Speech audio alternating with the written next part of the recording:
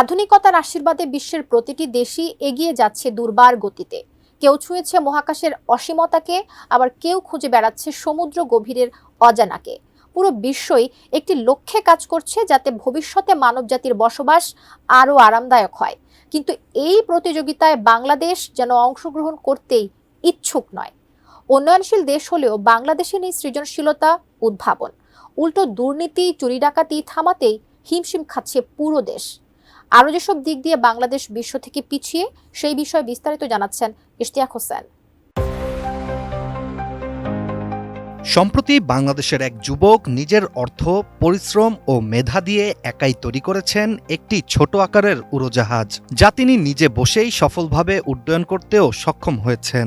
যুবকের এই কাণ্ড ছড়িয়ে পড়ে বাংলাদেশের প্রতিটি কোণায়। অভিনন্দনের জোয়ারে ভাসতে থাকা ওই যুবক উৎসাহিত হন ভবিষ্যতে আরও ভালো মানের প্লেন বানানোর লক্ষ্যে।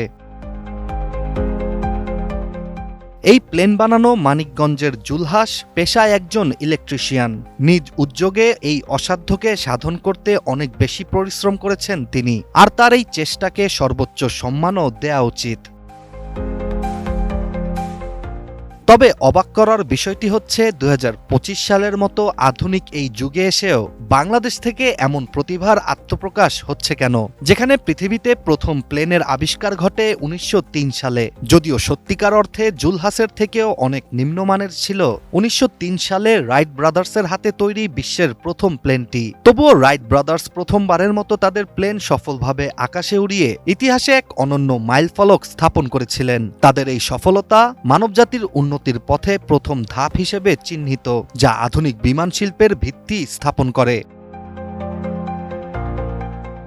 এরপর অবশ্য এক যুগেরও কম সময়ে তৈরি করা হয়েছিল সফল কমার্শিয়াল বিমান, যা যাত্রীদের দূর দূরান্তে সফর করতে সক্ষম করেছিল। এরপর কালের বিবর্তনে একের পর এক আধুনিক বিমান বাজারে আসতে থাকে, যার ফলে আকাশযাত্রা আরও সহজ ও সাশ্রয়ী হয়ে ওঠে। মজার ব্যাপার হলো, বর্তমান যুগে বিমান সম্পর্কে মানুষের ধারণা নতুন কিছু নয়, আর কম্পিউটারের এই যুগে বিমান তৈরির প্রক্রিয়া অনেক সহজ ও উন্নত। RICL TMX, যুগের পর যুগ স্থাপনা থাকে মজবুত। তবে বাংলাদেশের জুলহাস যে বিমানটি তৈরি করেছেন তা অনেকটা ৯০-এর দশকের প্রযুক্তি বা সেই সময়কার ধারণা অনুসরণ করেই তৈরি করা। এর ফলে স্বাভাবিকভাবেই বলা যায়, নিজেদের প্লেন তৈরি বা এভিয়েশন ইন্ডাস্ট্রি শুরু করার ক্ষেত্রে বাংলাদেশ এখনও ১০০ বছরেরও বেশি পিছিয়ে। এমনকি আধুনিক বিমান নির্মাণের ক্ষেত্রে যে প্রযুক্তিগত অগ্রগতি ঘটেছে বিশ্বব্যাপী, তা থেকেও অনেকটা দূরেই অবস্থান করছে বাংলাদেশ। বিমান বাদেও যোগাযোগের আরও অন্যান্য ব্যবস্থা স্থাপনের ক্ষেত্রেও বাংলাদেশ অনেক দেশ থেকেই পিছিয়ে আছে। যেমন সম্প্রতি বাংলাদেশে শুরু হয়েছে মেট্রো রেলের যাত্রা, যেখানে পৃথিবীর ইতিহাসে সর্বপ্রথম মেট্রো রেল স্থাপিত হয়েছিল ১৮৬৩ সালে যুক্তরাজ্যের লন্ডনে। এই মেট্রো রেলটির নাম লন্ডন আন্ডারগ্রাউন্ড, যা বিশ্বের প্রথম ভূগর্ভস্থ রেলপথ। এখন অনেকেই প্রশ্ন তুলতে পারেন যে বাংলাদেশ স্বাধীনতা অর্জন করেছে মাত্র ১৯৭১ সালে। এখানে অবাক করার আরও একটি বিষয় হচ্ছে, বাংলাদেশের স্বাধীনতার মাত্র ৬ বছর আগেই সিঙ্গাপুর নিজেদের স্বাধীনতা অর্জন করেছিল।